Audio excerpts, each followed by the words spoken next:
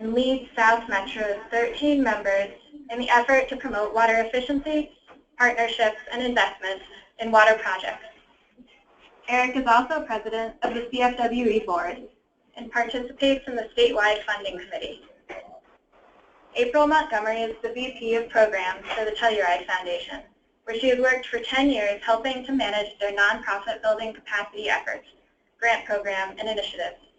April has served as the Southwestern representative to the Colorado Water Conservation Board since 2009 and served as chair last year during the drafting of the Colorado Water Plan. For now, April and Eric are wearing their CWC board and state funding committee hats. Welcome. We have April on the line as well.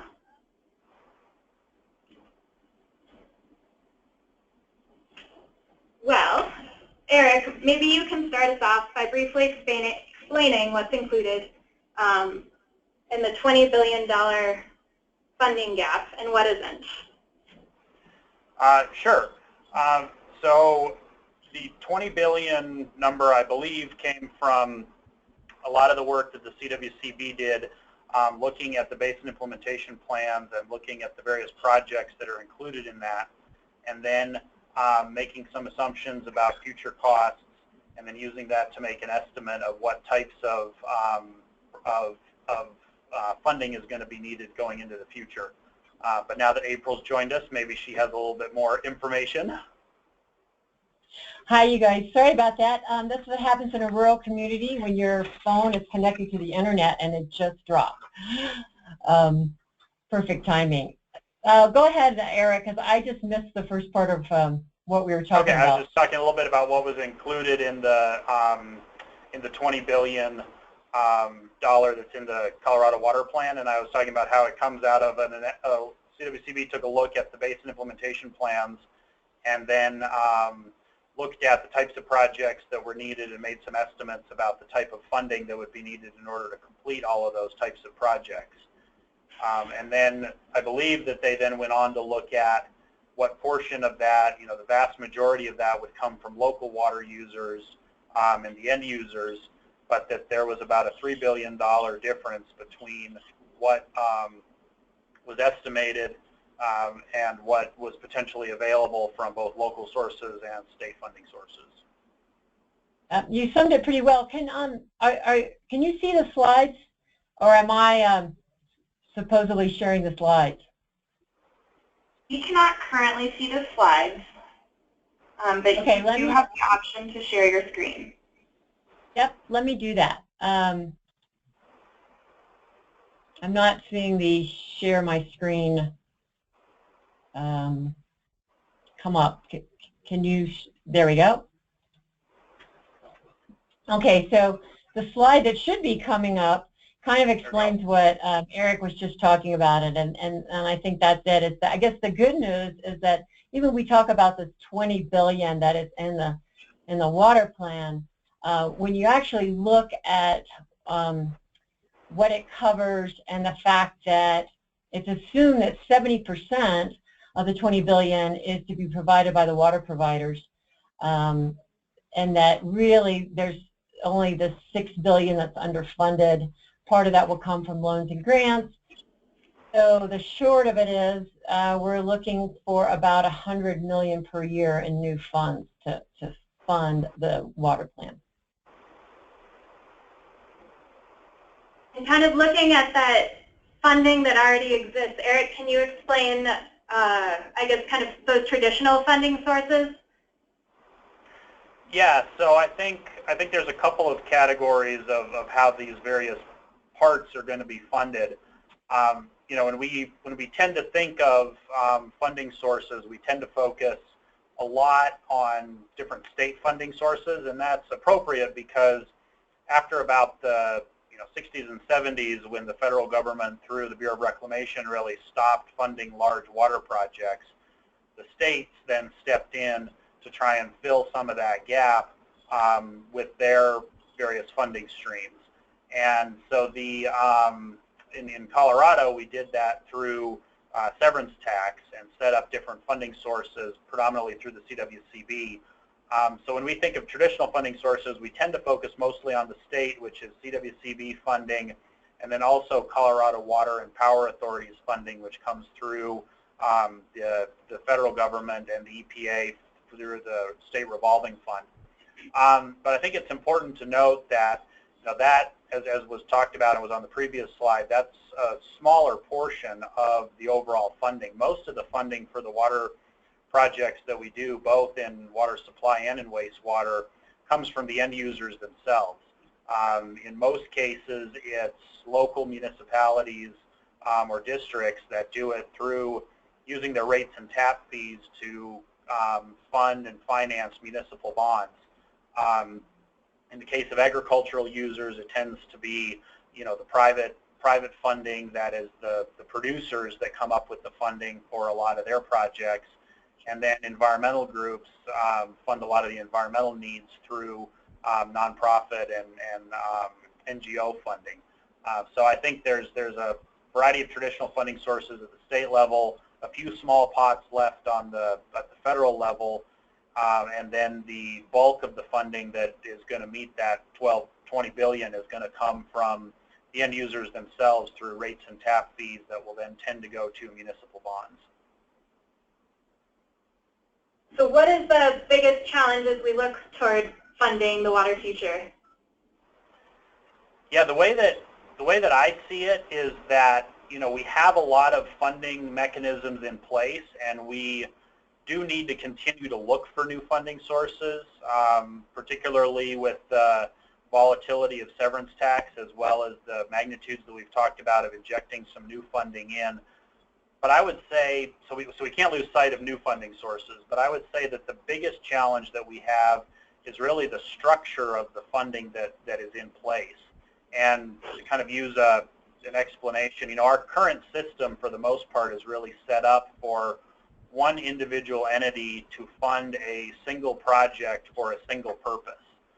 And if you do that, it's pretty cut and dry. It's easy to evaluate whether or not a Denver Water or a Castle Rock can bond and finance a project, and it's easy to permit a project for a single use, especially if all you have to do is analyze one user. What I think we're going to need, and the biggest challenge, is restructuring a lot of our tools, because we're going to meet most of our needs going into the future through regional projects, multi-use projects that involve a variety of users and a variety of different uses. And as I'm going to talk a little bit about in some of my comments on WISE, as you get into those partnership projects, multiple use projects, the funding mechanisms that we have to be adapted, and we can sort of muddle through it with the current tools that we have. But I think going into the future, we're going to need to develop new tools that are much more streamlined to allow for partnership projects, regional projects, and multi-use projects. And I think I'd add a little bit to that. I think one of the challenges that I see living in a really small rural community is, I think traditional sources and new creative sources, that's fine for some of the larger projects, but when it comes to small rural communities, I definitely have concerns about that. And then I think just supporting environmental and recreational flows and projects, will remain a challenge. So as we face some of these challenges, kind of what's happening at the state level, and you have the statewide water investment funding committee slide pulled up. What is that? Can you guys explain some of the current discussions in meeting these challenges? Yeah, I can start a little bit and then let April chime in. So Section 9, I think it was Section 9.2 of part of the Colorado Water Plan, talked about funding and financing, and it came up with a whole series of recommendations. And then coming out of the Colorado Water Plan, CWCB engaged a group that was called the Statewide Water Investment Funding Committee. So they kind of called it the Funding Committee for short. And that committee comprised of people across the state and with a variety of different backgrounds, both water backgrounds as well as some of the financing and funding entities that both do traditional financing as well as some new financing. And that committee started meeting on a somewhat infrequent but regular basis, and really focused on these 7 items that are put up there. And the purpose was really to look at how could we develop these, what types of things could be implemented, and so we really bid off, these 7 items of what types of things do we need to move forward in order to implement the recommendations that were in that section of the water plan. And then just talking a little bit about what the state is looking at. Let me just advance the slide. One of the things that right now the Colorado Water Conservation Board is talking about is because of really the excellent financial planning that's been done, and looking at ways that the state can find this additional $25 million in annual supplemental funding. So the idea is that there would be a loan guarantee fund of $50 million in 2017, and this could be used to basically help support some of the regional projects with multiple borrowers or those that just don't have the loan guarantee necessary. Another portion is the Water Supply Reserve Fund of $10 million each year. This would be hopefully additional money for the Basin Roundtable Grant Program. Watershed Restoration Program, $5 million each year. This can help with stream management planning. And then just CWCB projects and programs coming out of non-reversible investments. This would be $10 million each year. So those are all ways that I would say more non-traditional water programs and projects can be funded. Now I should note that this is just being discussed at the CWCB level now, and it would have to have legislative approval. Great. Thank you, April and Eric, for kind of presenting some of those challenges and approaches. And as we face these challenges, I'd like to shift our discussion now and hear from all of our speakers about some more opportunities that private funding and partnerships can provide in paying for our water future. So first we'll hear from Ben McConaughey talking about private investment. Next from Eric discussing partnerships, and then April more on philanthropy. And finally we'll wrap up trying to save some more time for your questions. So Ben has spent 10 years working in business development, project management, and strategic planning roles for a variety of industries. He's now with Hydro Venture Partners, which develops innovative solutions to the water challenges faced by agriculture, municipalities, industry, energy, power, and the environment, while providing attractive returns for its investors. Ben will tell us about the opportunities and challenges inherent to private capital for water funding. Welcome, Ben.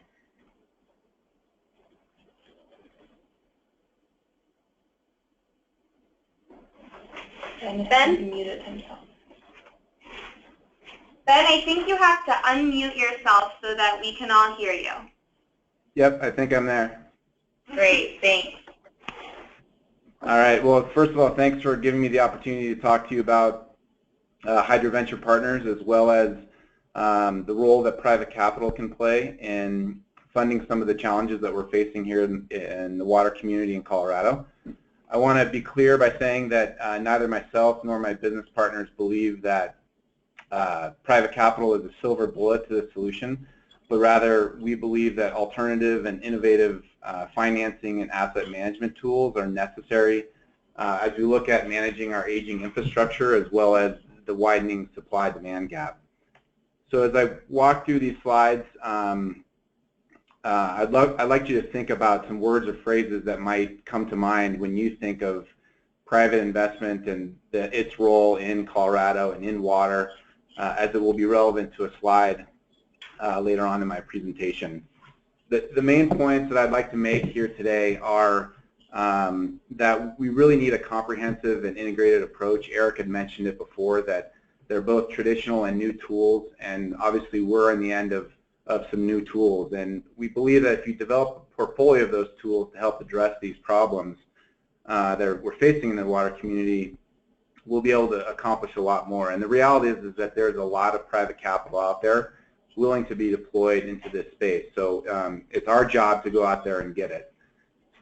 So Hydro Venture Partners, I'm not going to spend a ton of time on who we are and what we do, but we do think that we have a unique position given our expertise in both the investment and the water communities to be a pioneer for innovative private investment strategies in the water sector. Essentially, our model is a hybrid between venture capital and more traditional infrastructure finance. The specific structure of each of the deals is very dependent on the opportunity itself, the capital partners involved, the stakeholders involved, and obviously the timeline of the investment that we're looking at. To date, we've made investments in and operated water services companies in the energy space, and we're looking to deploy additional capital and make future investments in ways that will allow us to create and enhance value, apart from just being a traditional, the traditional model of just adding capital or providing capital to a solution. So like all investors, we both evaluate and assume risk, but our true differentiator here at Hydro Venture Partners is the fact that we have over 50 years of experience in the water space, over 80 years of combined experience when you look at the investment space as well. And the reality is that we have a better, we're better positioned to identify and mitigate the risks for a particular investment as a result of that experience. And as a result, we can address a lot of the problems on the front end, thereby creating more value on the back end of the investment. Some of the places that we're looking at, obviously you see them on the screen here. Distributed infrastructure, we're working with, we're partnering with state agencies as well as players in the private sector to look at and address one of the primary solutions in the water plan, and that is storage. We believe that a portfolio of distributed solutions in this space will attract private capital. It will shorten the development timeline for a lot of these assets, and collectively it will provide the critical regional solutions that Eric and April talked about earlier. On the technology front, while limited venture capital money has been allocated to the water space, there are plenty of opportunities out there for disruptive solutions in the industrial, municipal, agricultural, and environmental, and with environmental applications. And all of these are capitalizing on efficiencies, cost savings, and new market opportunities. And as we go through, we've been around for 3 years now, we're seeing these technologies gain more and more a larger audience and greater market share as they mature. Currently, we have a database of over 80 technology companies that we've been working with, accelerators and incubators around the country that are looking for capital. High net worth individuals, family offices, institutional capital, they're all extremely interested in deploying capital to these two spaces, and there are tangible investment opportunities in each of them. And there are ways to structure the deals such that all stakeholders involved can benefit from them, and they're offering those solutions in each of those economic sectors, including the environmental space. The investments in these spaces are really being driven by a collective recognition of the importance of effectively addressing our water sourcing, our water quality, and the management challenges that we're facing. And that water is essential for every sector of the economy. And while private capital is starting to take notice, as I mentioned, it's been slow going up to this point. The accelerators and the incubators around the country are really providing a unique environment for some very attractive startups that are providing real-world solutions, and we're excited to see some of those as we work through our investment strategy. We've all seen this slide from Chapter 10 of the State Water Plan, and Eric had referenced some of the traditional versus non-traditional financing that everyone is looking at.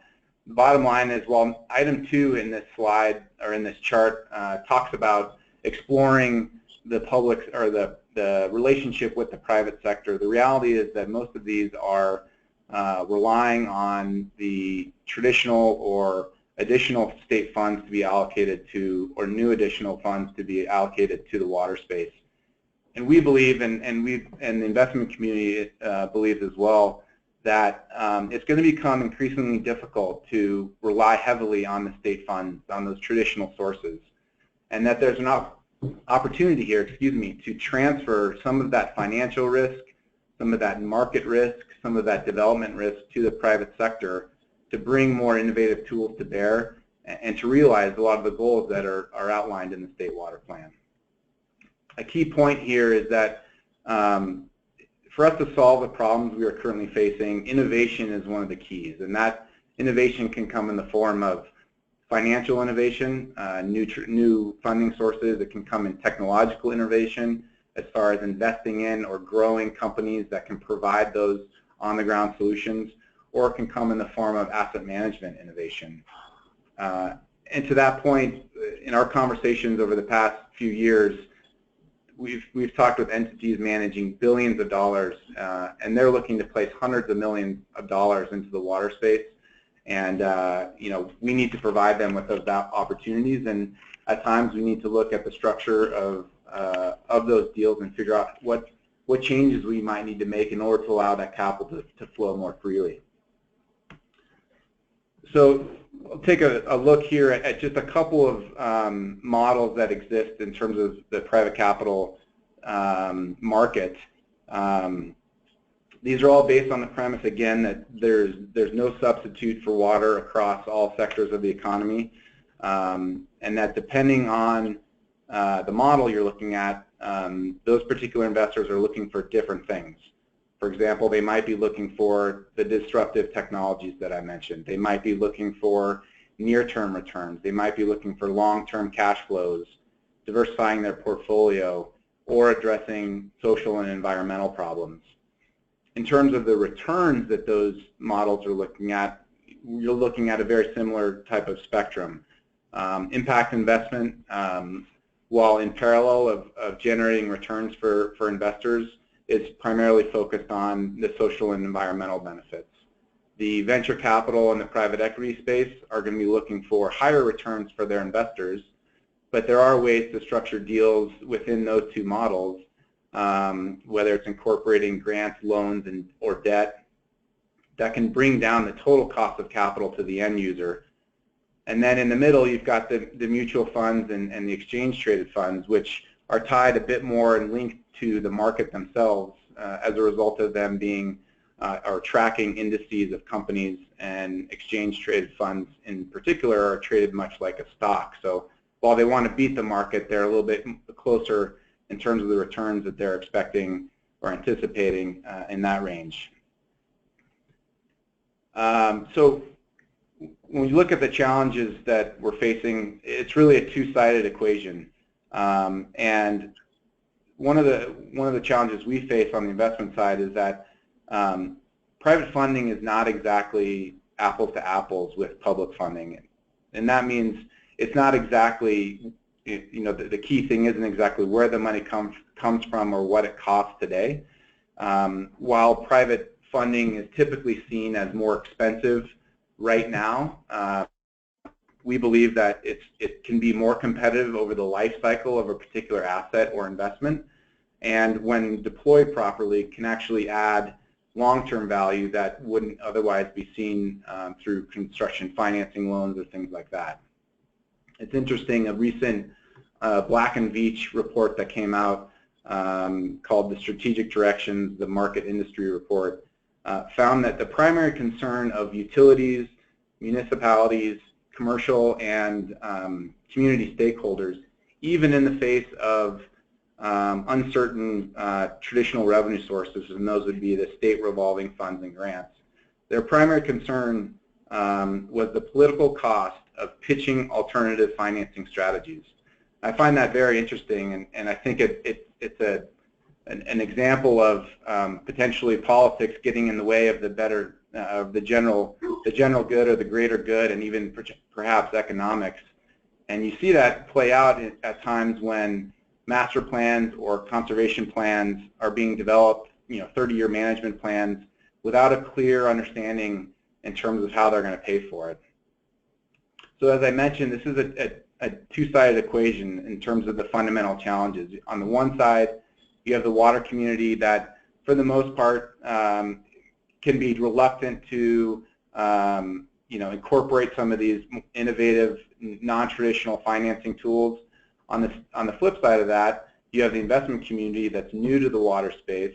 They're not sure how to find attractive investments other than what the market might be offering them currently. They're not sure how to incorporate that investment or those investments into their portfolio or mandate. They may not have in-house expertise in water. And so as a result, you have this very slow deployment of capital. While there's interest, the environment is new, and some changes need to happen, and good examples need to take place for the floodgates to open, if you will, pardon the pun. So where do we go from here? Each of the bullets on this slide really are examples of places where private capital is willing to deploy investment, or investments are willing to be made from the private sector. We've seen it. Last year we were out trying to raise a $100 million fund. We had tremendous interest in an assortment of deals that were in our pipeline covering a lot of these areas. And the bottom line is that water truly is, as I mentioned in the previous slide, an undiscovered real asset for private investors. There's plenty of capital out there, as I said, but fundamentally, there is no silver bullet. Private capital certainly is not the silver bullet, but much like a national energy policy, there is a need to incorporate a suite of options. Public funding has been successful so far, but as Eric and April mentioned, is not currently meeting the need that's in the market. So the public financing, bonding, loans, P3s, private equity, philanthropy, these are all important tools to put the pieces together to solve the problems we're facing. Two quick examples. Eric had mentioned WISE. We see in some of the investments we've made and what we're looking to do, we look as a private capital deployer, if you will, to incorporate it in a way that all stakeholders get something out of it. All stakeholders benefit, and I think WISE is an example of that, even with the challenges that it faced. Another example is the One Water effort here that we're seeing in Colorado. Private investment is looking for ways to make those types of efforts more feasible. They're looking for ways to make treatment cheaper. They're looking for ways to make monitoring more accurate and asset management less complicated. So fundamentally, I'll leave you with this one thought and turn it back over, but it's important to know that, private capital and incorporating that into a funding strategy does not have to involve the privatization of assets. It doesn't have to involve the acquiring or speculation of water rights, but rather it's the transfer of risk, the creation of value, and improving resource management across the board. And we hope to do that in Colorado and across the Rocky Mountain West. So with that, I'll turn it back over to Emily and continue the presentation. Thanks, Ben. It's really good to hear your perspective. And now we're going to turn back to Eric Cox to hear a bit about the potential of public-private partnerships and his experience with a public-public partnership, further elaborating on the WISE project. Eric? Great. Can you guys hear me and see my slides okay? We can hear you. I don't know about your slides quite yet. Okay. We just made you the presenter, so you should be able to click on Show My Screen at the top left corner of your GoToWebinar toolbar. Okay. How's that?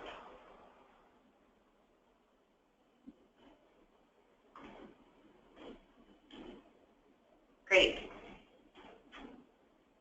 that working? Yeah. Okay.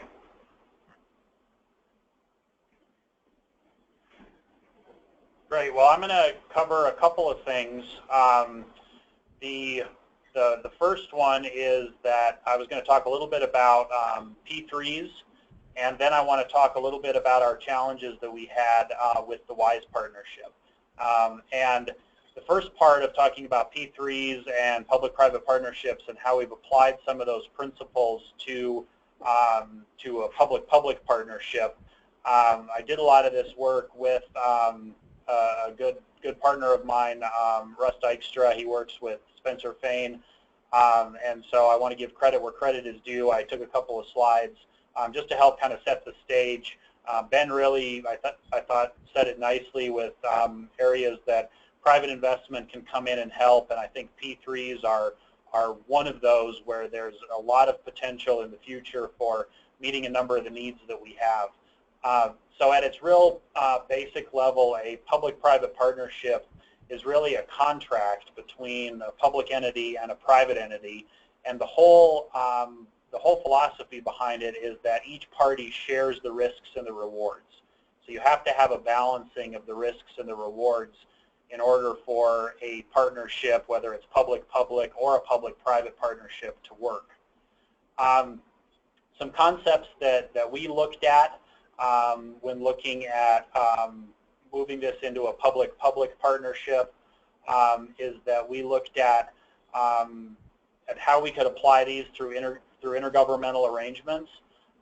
We needed to find ways that we could balance the risk allocations between the various parties that were involved, so that we couldn't have all of the risk on one party and all of the rewards on another.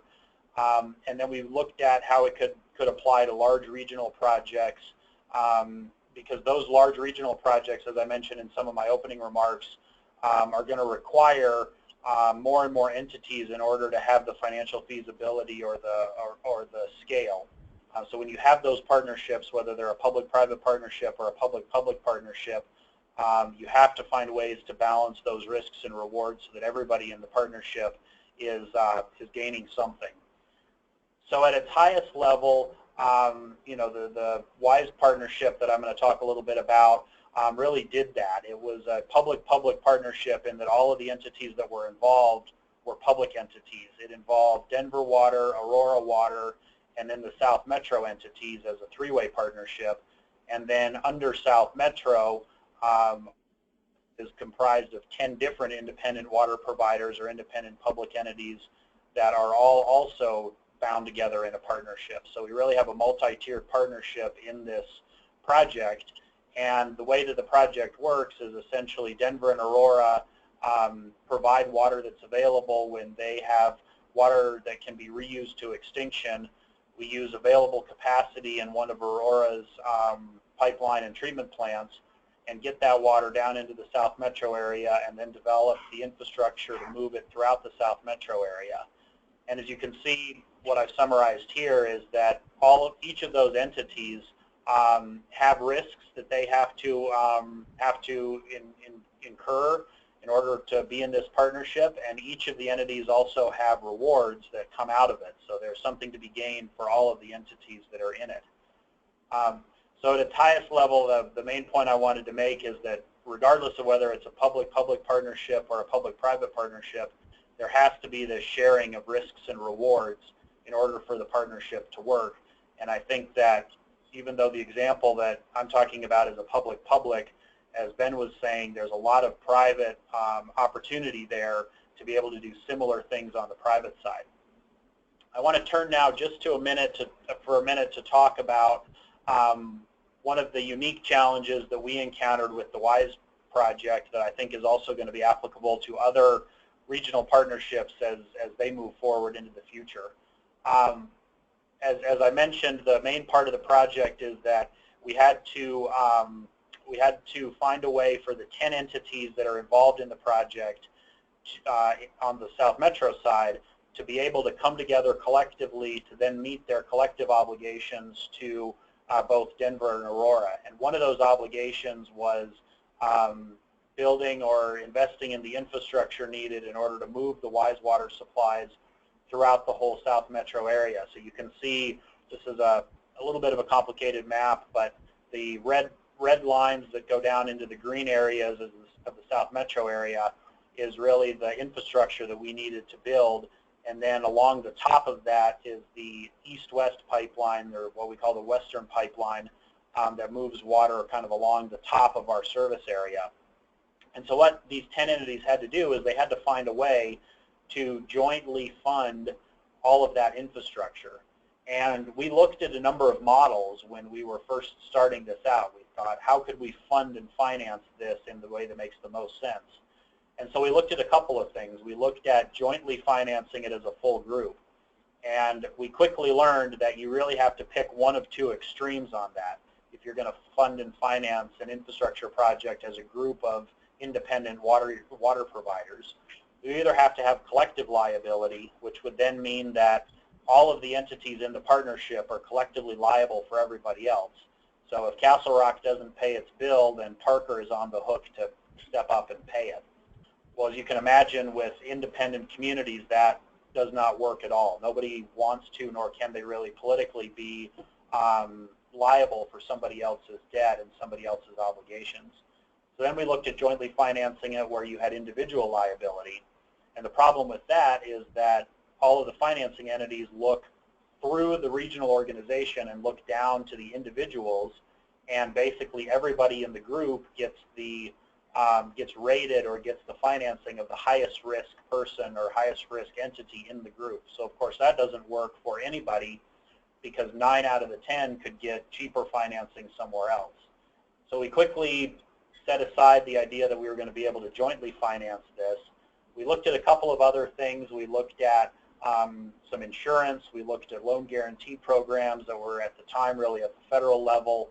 We looked a little bit at some private capital, but really none of those really panned out. So what we ended up needing to do is we basically ended up doing individual financing, where each of the individuals come up with their own financing, and then we as the regional entity essentially do a cash call. And we found that this was really the only model that could work. It allowed each of the individuals to get the cheapest money that they can, and no one pays more because they're because another partner isn't financially strong. And it also was good because all of the financial tools that are available were available to every entity, so they could pick the one that worked best for them or the one that they were most comfortable with. Some of the problems that we came into is it was very cumbersome, and it was very uncertain in that when we wanted to do a project, close on a pipeline or sign a contract for construction, all 10 of the individuals had to show up with their money, and if they didn't or didn't do it on time, then nobody in the group could move forward. So there was a lack of flexibility in being able for the group as a whole to move forward. So another problem that we encountered was that that as we sort of had changes in people, changes in boards, that kind of a thing, it makes it very difficult for the entire group to keep moving forward when each of the individuals is in control of their own financing. With 10 different entities, you've got almost 55 board members or more that are involved in making decisions about the financing of a regional project, and it just makes it difficult and cumbersome. So the ability is there with the current tools that we have. We can kind of muddle through, and it works, and I think it's replicable, and we can continue to do it.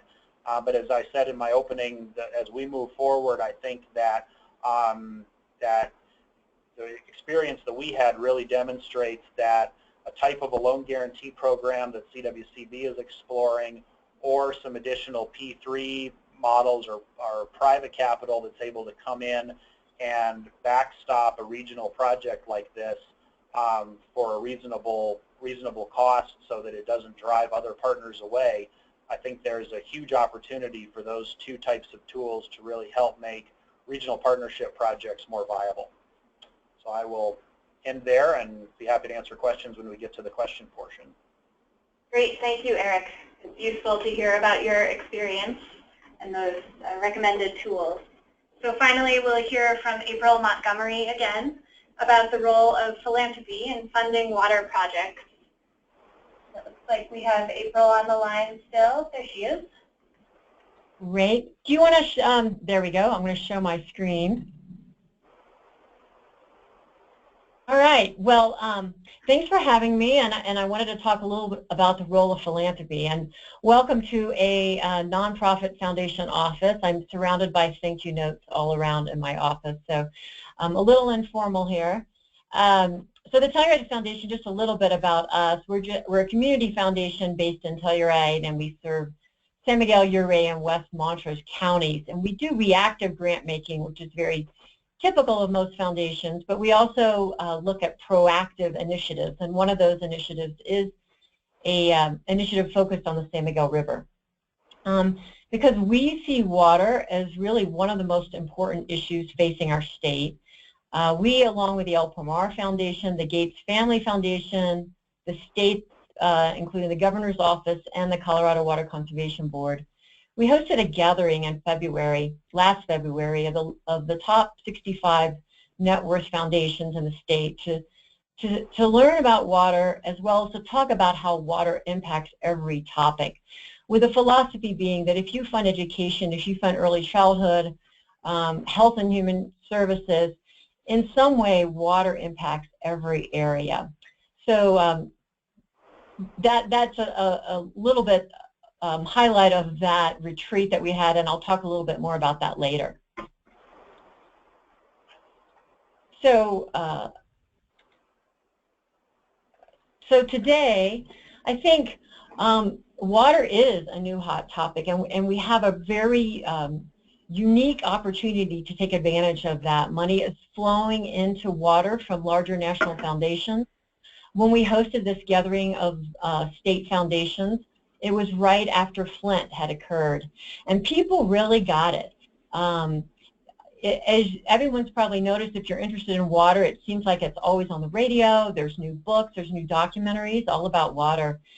So also with the state water plan, I think more than ever before, water's become a kitchen table word, and the time is ripe, I believe, to engage donors and foundations. So just a quick summary of the landscape of philanthropy, and I will say the generosity that we have in Colorado. I think we're very lucky. We have a lot of foundations in the state, and it's important to remember that 78% of giving comes not really from foundations, though, but from individuals. We are on an upswing again after the economic downturn. It's important to note that the amount of assets held in Colorado is $12 billion.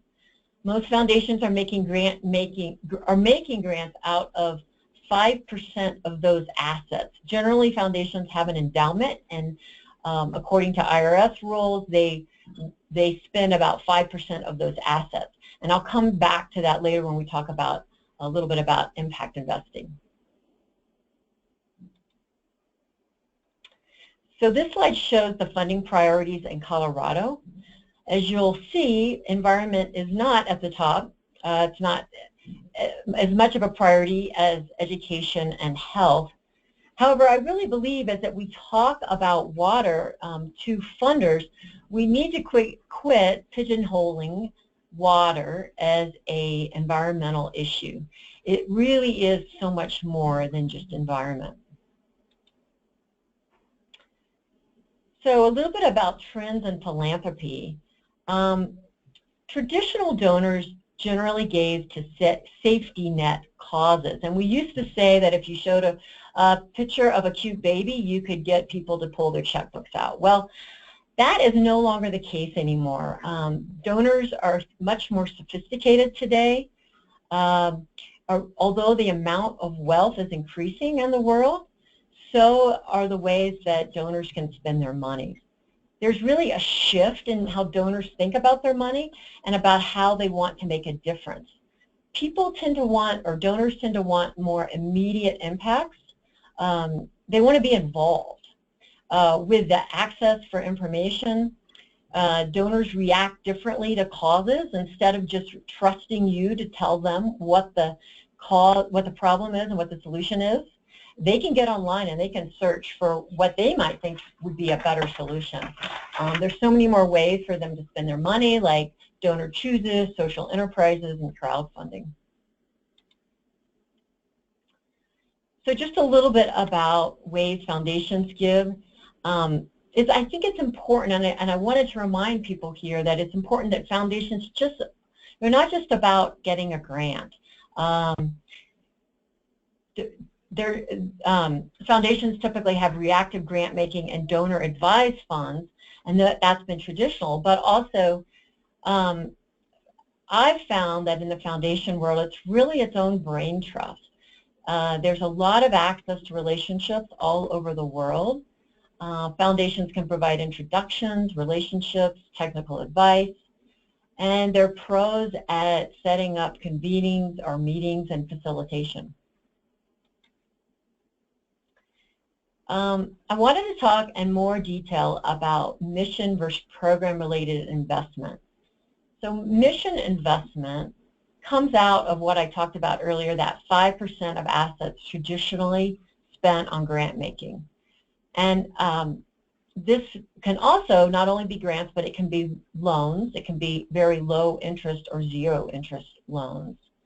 The main point is that it's for a program or project that is very much aligned with the mission of the foundation. But also there's program-related investment, and that's the same as when we talk about impact investing. And this is a new hot topic, and it's a little bit about what didn't mention. It's how foundations deal with their endowments. The concept of investing endowed funds into areas more in line with the mission of a foundation is really growing, because in the past foundations may be funding anti-smoking or health, and yet their investments are in oil or tobacco. So I believe that impact investing is really the future, and it has a great potential for foundations. We'll talk a little bit more about impact investing in the next slide. I think there's lots of potential money in water. So the trick, is how you take advantage of this money and how to produce the result and show a financial return. I think right now there's a lot of projects being studied in water. I think we're at a proof of concept stage. Things that are being looked at, for example, are high consumptive crops of lower value being replaced with low consumptive crops of higher value. Also water savings used with in-stream flows. Due diligence is happening on dozens of deals right now. So there's a huge potential for foundations nationwide, which have $3 trillion in total assets in 2013. I wanted to show this slide on the liquid assets project. If you're interested in learning more about impact investing with water, I would suggest that you read the Liquid Assets Project report, and this was funded by the Walton Family Foundation. And you can just find that by Googling it, but it's a very interesting document on how to make impact investing in the Colorado River Basin happen. I also wanted to talk a bit about the Water Funders Initiative. This is, I believe, a very exciting effort by 8 large foundations, and I hope it has a ripple effect to the Colorado foundations. It's a great example of how foundations can work together to solve large problems, to fund larger problems. The Water Funders Initiative has developed a blueprint for philanthropy. I highly recommend reading it, and these foundations recognize the importance of water issues in the future and the need for philanthropy to participate in a meaningful way, as philanthropy can take risks, move faster, as well as be more patient with its investment. Included is a list of the participating foundations thus far. So as you can see at the last bullet, those are the foundations that are part of this initiative. This slide is straight from the blueprint, but it emphasizes how water intersects so many other mainstream categories. And I think that's the messaging we have to have when talking to foundations. The importance to me about the Water Funders Initiative is that it is well-respected foundations who've spent a lot of time and resources to figure out how philanthropy can best be involved in water most effectively. The beauty is that other foundations and donors will listen to their peers. The Water Funders Initiative came up with 6 strategies, and I hope other foundations in Colorado will hop on the bandwagon and want to fund these types of strategies. A lot of these 6 strategies, and I won't list them all, but they align very closely with many of the programs and projects in the Colorado Water Plan. So traditionally, not a lot of Colorado foundations have funded water. And if you're a nonprofit in water, you're definitely agreeing with me. And I think there are a few reasons. It's complex. It's too environmental, and a lot of the Colorado foundations just don't fund environmental projects. It's too political. It's too much of a hot potato, and it's the government's responsibility. I think we have to, as we're seeking grants, we really have to avoid and convince foundations why it's a new world out there, and a lot of these issues are no longer relevant. So here's my advice for seeking funders from donors and foundations. Connect to other sectors. Water touches everything. Think how funders can be involved solving larger issues rather than just providing a Band-Aid. Collaborative efforts, and then projects that align with the Water Funders Initiative. And I wanted to just remind you of how important the stock market is to foundations and philanthropy, as most foundations rely on an endowment and a plan on spending from their interest at about 5% of assets. So if they make 8% in interest, they aren't spending down their endowment. However, that hasn't been the case recently. So financial advisors are saying that in the next 10 years, there could be a 1 to 2% return, which could really make foundations giving slow down. On the other hand, this could be great for program or mission-related investments and impact investing, because why not settle for a 1% or 2% return on investment if that's all you're going to get from the stock market anyway? But right now, I mean, the good news is that advisors are still telling foundations to go ahead and keep spending about 5%, at a 5% rate.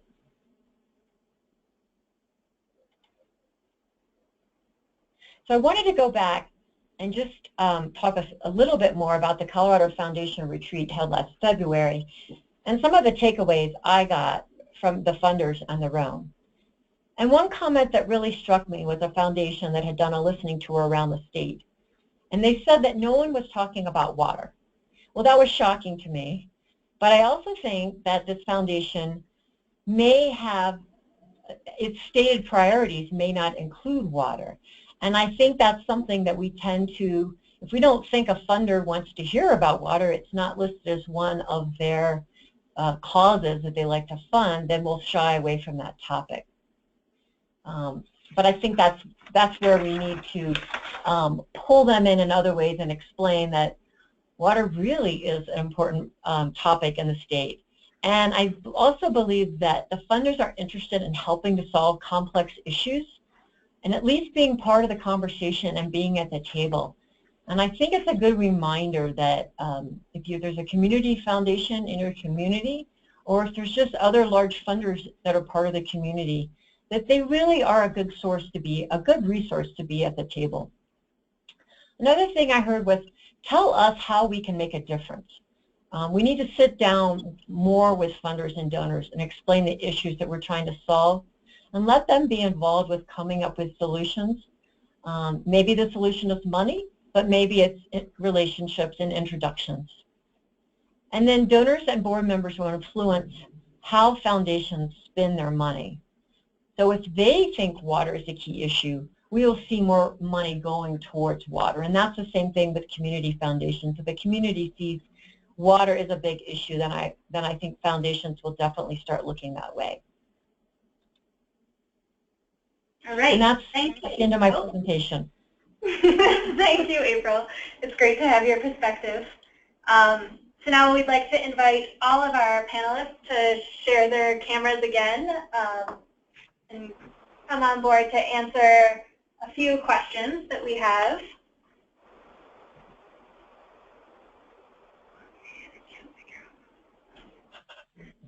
So the first question comes from Rodney Profit.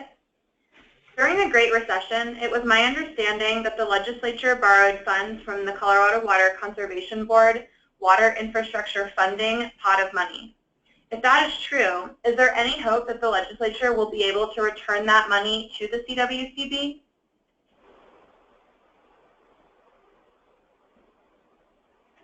April, do you want to I take that?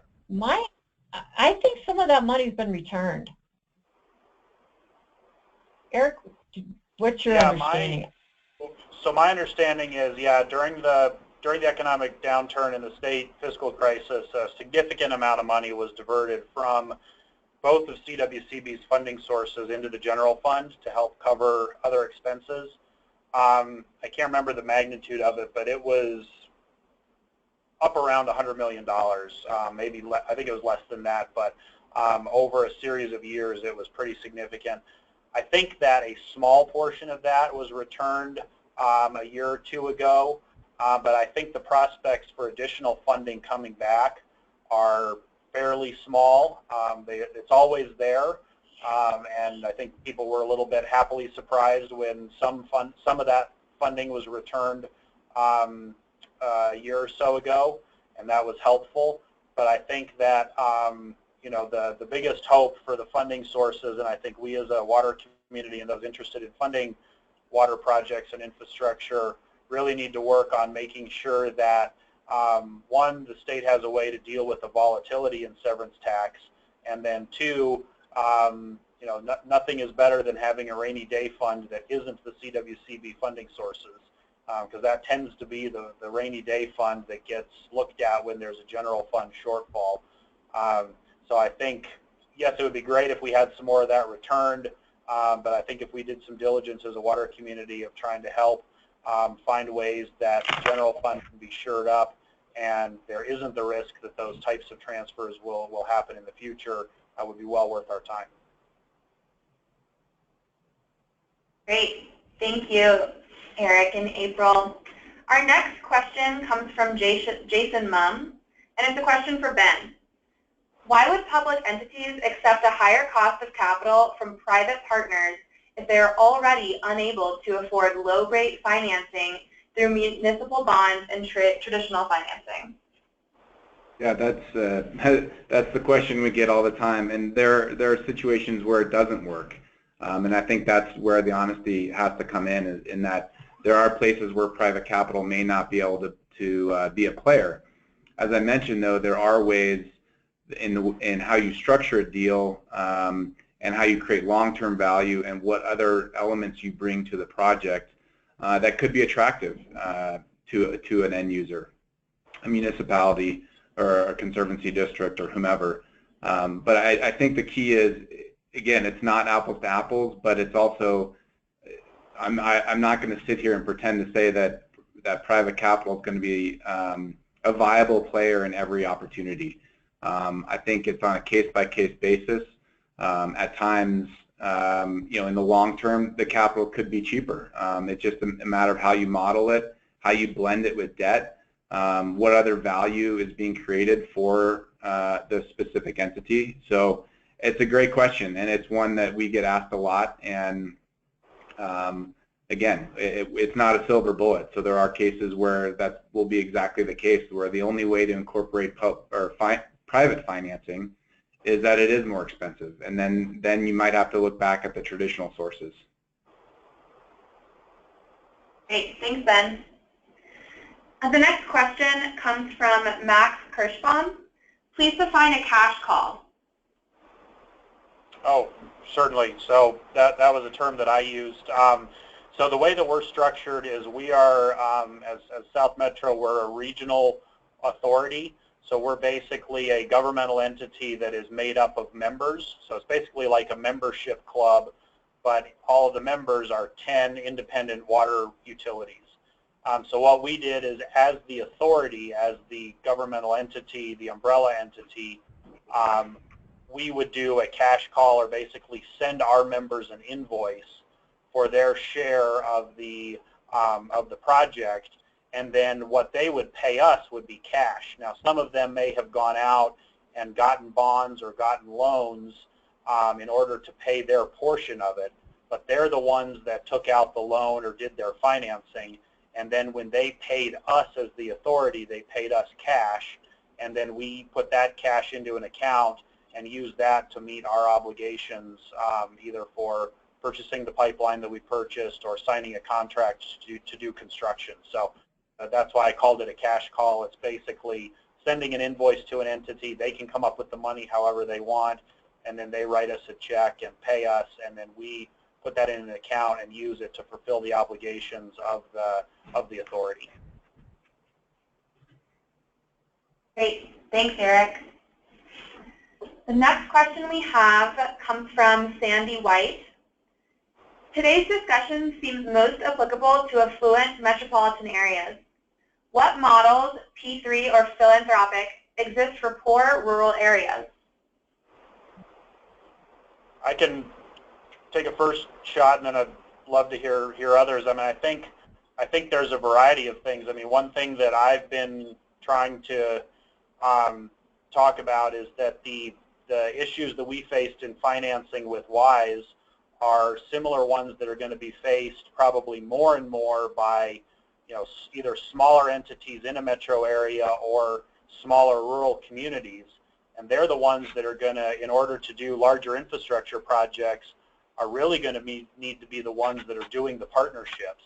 And so the tools that we're developing for partnerships and regional projects, I think in the future are going to be more applicable to smaller infrastructure projects, either be they small groups of entities in a metro area or rural entities that are binding together in order to do a partnership project. So I think they're certainly applicable. And just to echo what Ben has been saying, you know, I don't think there's one silver bullet. I think there's a lot of the philanthropy side that April talked about that are highly applicable, probably more so to smaller rural areas than they are to the metro region. And then there are different tools that are applicable for more, you know, wealthier entities, but they may be smaller and have to come together into partnerships like the ones in my group. So I think all of these tools are, you know, none of them are a silver bullet for everybody, but I think all of them have applicability in both a variety of different geographic areas as well as interest areas for ag producers, M&I, environmental users, all of those. I think these tools are what we're going to need to be looking at in the future. Yeah, and I'd like to add to that. Eric had mentioned regional solutions, and I think that'll be a critical piece in how you get in those smaller rural communities to be a part of it. And again, there might be some rules of the game that need to change in terms of how the financing takes place so that the risk and the reward are shared, as Eric mentioned with WISE. I think the other piece from our perspective as well is, and it gets back to a question that was asked of me before, in terms of when private capital can be a player. And one of them is in terms of our investments in technology companies, either the starting or the growing of companies that apply solutions to a rural community that, again, this is looking long term. While right now, let's say you integrate a treatment or an asset management software program or whatever it might be seemingly expensive right now, but if you look at the cost savings that can have over the long term, whether it's saving on water, whether it's saving on in-house communications or marketing or materials going out to the customers, there are ways that you can balance that initial cost with the cost savings over the long term that make it more viable for those communities. And again, whether you're looking at an impact investment or all the way up through some sort of venture capital or private equity play, each of those models can integrate within that differently. If you're looking for a longer term cash flow or a shorter term return, one of those may not be the best play. But I think the regional solutions and the investments in the technology are critical. And also we have to keep thinking about it, and we hear it all the time at Water Congress and other places where, you know, what's the cost of doing nothing? And there is, at some point, whether it's a collective regional solution, those rural communities are going to have to to make difficult decisions and figure out how they're going to pay for those. And that's where I think the suite of options are the way to look at what's the best fit for them. Yeah, I would add to that, suite of options definitely, and I do think that the traditional sources right now for rural communities like USDA grants and federal grants and DOLA and things like that, rural communities are so dependent on that, and I don't see that changing anytime soon. I think, and I think those agencies, including philanthropy and funders, understand the importance and the crisis that we have right now in terms of infrastructure and how are we going to deal with that in these rural communities. So I acknowledge the issue and the problem, and I think people are aware of it, and my only hope is that these funding pots that we have now, people will understand the importance of continuing them. Great. Thank you all. So we have one more question. This comes from Ian Lyle.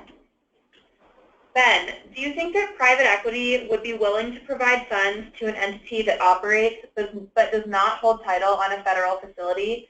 An example is doing work on a Bureau of Reclamation project. I certainly would look into it. I think I would need to better understand the relationship and making sure that the entity, the federal agency, is at the table. But I think there are plenty of ways. We're looking at the distributed solution in terms of storage.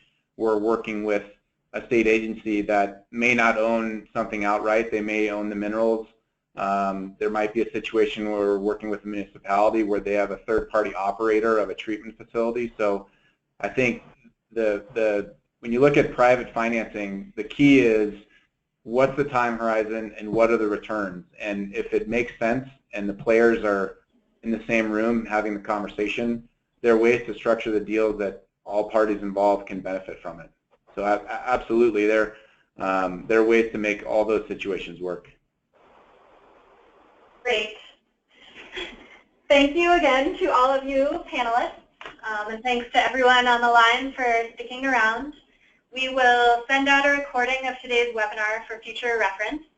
And again, we encourage you to take the next step by checking out CFWE's Headwaters magazine and attending Colorado Water Congress's conference next week.